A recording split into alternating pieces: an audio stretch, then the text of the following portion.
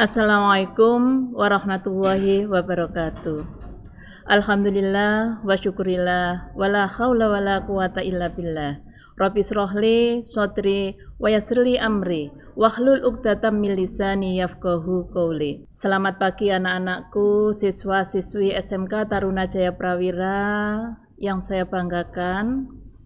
Marilah anak-anakku, kita bersyukur kepada Allah SWT atas nikmat iman, nikmat Islam, nikmat sehat, serta nikmat yang lainnya, sehingga kita masih bisa menghirup udara segar dan masih bisa beraktivitas, diantaranya mengikuti pembelajaran daring. Dan tak lupa sholawat serta salam kita haturkan kepada junjungan kita Nabi besar Muhammad SAW yang selalu kita nantikan syafaatnya di kemudian hari. Allahumma sholli ala Muhammad. Anak-anak, sebelum pembelajaran kita mulai, marilah kita berdoa terlebih dahulu agar apa yang kita kerjakan pada hari ini mendapatkan ridha Allah Subhanahu wa taala dan bisa bermanfaat bagi kita semua. Bismillahirrahmanirrahim. Raditu billahi rabba wa bil islami dina wa bi Muhammadin nabiyya wa rasula. Rabbi zidni ilma warzuqni fahma. Anak-anak, untuk materi pembelajaran pada hari ini yaitu ulangan harian untuk materi bab 7 dan bab 8. Untuk materi bab 7 yaitu bersyukur dan beribadah kepada Allah Subhanahu wa taala yang diterangkan dalam surat Luqman ayat 13 dan 14. Sedangkan materi di bab 8 yaitu berbuat baik terhadap sesama manusia yang diterangkan dalam surat Al-Baqarah ayat 83. Untuk ulangan harian pada hari ini ada 25 soal, yang mana setiap soal skor nilainya adalah 4. Nah, untuk soal yang untuk materi ini, untuk ulangan harian, pilihlah jawaban yang paling tepat, ya, A atau B atau C atau D atau E. Dari 25 soal, yang nomor 1, perhatikan potongan ayat tersebut, inna syirka la zulmun azim. Potongan ayat di atas mengandung informasi bahwa A. Syirik adalah dilarang, B. Syirik adalah menyekutukan Allah Subhanahu wa taala, C. Kezaliman dan kemusyrikan itu sama, D. Menyekutukan Allah Ta'ala adalah dosa besar, E. Kemusyrikan adalah kezaliman yang besar. Soal nomor 2. Dalam surat Luqman ayat 14, Allah Subhanahu wa taala menginformasikan bahwa ibu menyapai anaknya pada usia A 1 tahun, B 4 tahun, C 3 tahun, D 2 tahun, E 5 tahun. Nah, ini pilih salah satu jawaban yang paling tepat. Saya lanjutkan. Soal nomor 3. Ibu mengandung kita dalam kondisi wahan. Kata wahan menurut Atta Al-Khuraisani artinya A. Berat yang semakin bertambah, B.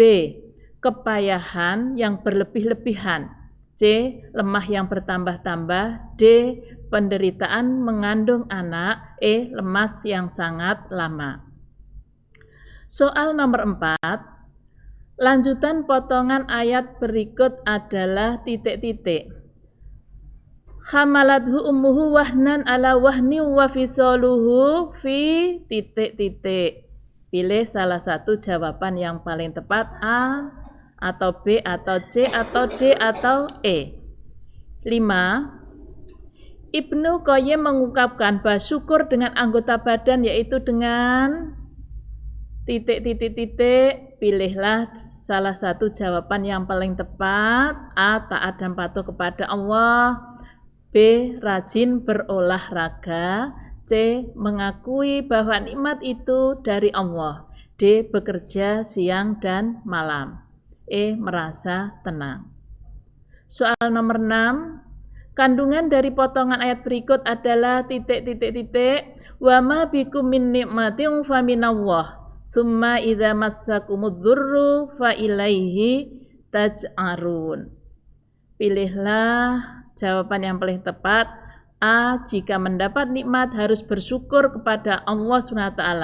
B. Setiap rahmat adalah nikmat Allah. C. Kemampuan dan kesempatan beribadah adalah nikmat Allah. D. Tidak mensyukuri nikmat Allah akan mendapat azab yang pedih. E. Semua nikmat berasal dari Allah. Saya lanjutkan soal nomor 7.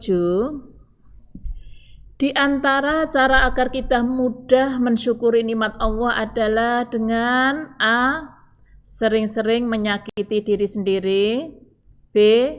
Melihat orang-orang yang ada di atas kita dalam hal ukhrawi. C. Melihat orang-orang yang ada di atas kita dalam hal duniawi. D. Melihat orang-orang yang ada di bawah kita dalam hal duniawi. E. Banyak berwisata ke luar negeri. Nah, ini pilih salah satu jawaban yang menurut kalian tepat. 8. Dua jenis makhluk yang diciptakan Allah SWT dengan tujuan agar beribadah kepadanya sesuai dengan surat Az-Zariyat ayat 56, yaitu A. Hewan dan tumbuhan. B. Manusia dan hewan. C. Jin dan manusia. D. Malaikat dan jin. C. Langit dan bumi. Nomor 9. Aktivitas setiap muslim yang dapat dikatakan ibadah jika dilakukan ... Pilihlah salah satu jawaban yang paling tepat. A. Secara rutin. B. Atas dorongan agama. C. Tepat waktu. D. Di lingkungan masjid. E. Tanpa paksaan orang. 10. Semua nikmat yang diperoleh manusia pasti datangnya dari Allah. Hal ini sesuai dengan surat A. An-Nahl ayat 53, B. Al-A'raf ayat 127, C. Al-A'raf 172, D. Ad-Duha ayat 11, E. An-Nahl ayat 140, surat An-Nahl ayat 114. Soal nomor 11. Larangan yang terdapat dalam surah Al-Luqman ayat 13 adalah A. Larangan durhaka kepada kedua orang tua. B. Larangan menuruti hawa nafsu. C. Larangan memakan harta anak yatim. D. Larangan membunuh orang lain tanpa alasan yang benar. E. Larangan mempersekutukan Allah. Soal nomor 12. Lafal anishkurli memiliki arti ... yaitu A. Dan kami perintahkan manusia untuk bersyukur. B. Bersyukur kepada Allah. C. Bersyukur kepada kedua orang tuamu. D. Bersyukur kepadaku. E. Hanya kepadakulah kamu bersyukur. Soal nomor 13. Dalam Al-Quran, surah Al-Baqarah ayat 83 mengandung perintah tentang A. Makan dengan makanan yang halal dan baik. B. Menjalankan ibadah puasa. C. Bertutur kata dengan baik kepada sesamanya.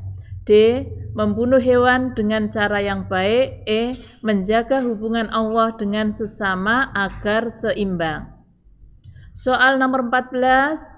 Berbuat baik kepada tetangga hukumnya wajib karena tetangga adalah A. Orang yang mengganggu ketenangan kita. B. Orang yang paling dekat dengan pertolongannya. C. Orang yang suka mencari kesalahan kita. D. Orang yang mencemarkan nama baik kita. E. Orang yang paling sering berbuat jahat. Soal nomor 15. Berbuat ihsan kepada kedua orang tua adalah dengan A. Berbakti kepada keduanya ketika masih hidup dan mendoakan ketika telah meninggal dunia. B. Membangkang perintah keduanya jika tidak sesuai perkembangan zaman. C. Menjunjung nama baiknya dengan memamerkan kesuksesan keduanya kepada khalayak. D. mendoakan agar keduanya diberi harta yang melimpah supaya kelak meninggalkan warisan. Memajang foto orang tua sebagai foto profil di media sosial. Soal nomor 16. Wa qulu lin-nasi husna wa aqimus sholata wa atuz zakat. Potongan ayat di atas mengandung perintah A. Menyantuni anak yatim, B. Berbicara sopan kepada guru, C. Bersedekah kepada fakir miskin, D. Berlaku sopan terhadap orang tua, E. Berbicara santun dengan sesama manusia. Soal nomor 17. Perhatikan pernyataan berikut. 1. Mempersilahkan duduk di tempat duduk yang layak. 2. Menyuguhkan hidangan yang dimiliki. 3. Mencarikan suguhan lezat meskipun harus mengutang. 4. Melayani percakapan dengan santun. 5. Merendahkan diri dengan menceritakan aib rumah tangga. Dari pernyataan-pernyataan di atas yang bukan merupakan perilaku ihsan terhadap tamu yang benar ditunjukkan pada nomor A. 1 dan 5, B. 2 dan 3, C. 3 dan 4, D. 3 dan 5, E. 2 dan 5. Soal nomor 18. Perbuatan ihsan harus diterapkan seseorang terhadap A. Allah dan Rasul-Nya, B. Kedua orang tua dan saudara kandung, C. Allah dan seluruh makhluknya, D. Anak-anak yatim dan fakir miskin, E. Kerabat terdekat dan tetangga. Soal nomor 19. Ihsan adalah beribadah seolah-olah benar-benar sedang menghadap dan melihat A. Orang tua, B. Allah Subhanahu wa Ta'ala, C. Mertua, D. Kekasih, E. Orang lain. Soal nomor 20. Sabda Rasulullah SAW tentang perintah berlaku ihsan terhadap binatang dan menyuruh menajamkan pisau yang hendak digunakan untuk menyembelih diriwayatkan oleh A. Imam Muslim, B. Imam Bukhari, C. Imam Syafi'i, D. Imam Maliki, E. Imam Ahmad. Soal nomor 21. Pada lafal Israil terdapat hukum bacaan A. Mad jaiz munfasil, B. Mad silah tawilah, C. Mad layin, D. Mad silah qasirah, E. Mad wajib muttasil. Soal nomor 22. Pada lafal tawallaitum illa terdapat bacaan A. Idhar halki, B. Ikhfa safawi, C. Iklab, D. Idhar safawi, E. Ikhfa hakiki. Soal nomor 23. Pada suatu hari Yusron kedatangan tamu yang mengaku sebagai musafir dan meminta sedekah kepadanya. Bertepatan dengan waktu itu sedang marak pemberitaan adanya modus yang digunakan pengemis dengan mengaku sebagai musafir untuk mendapatkan sedekah. Perilaku ihsan yang dapat ditunjukkan Yusron adalah A. Mencurigai orang tersebut, B.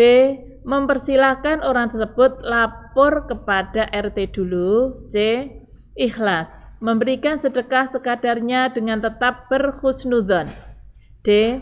Mengusir orang tersebut secara kasar dan mengancamnya, E.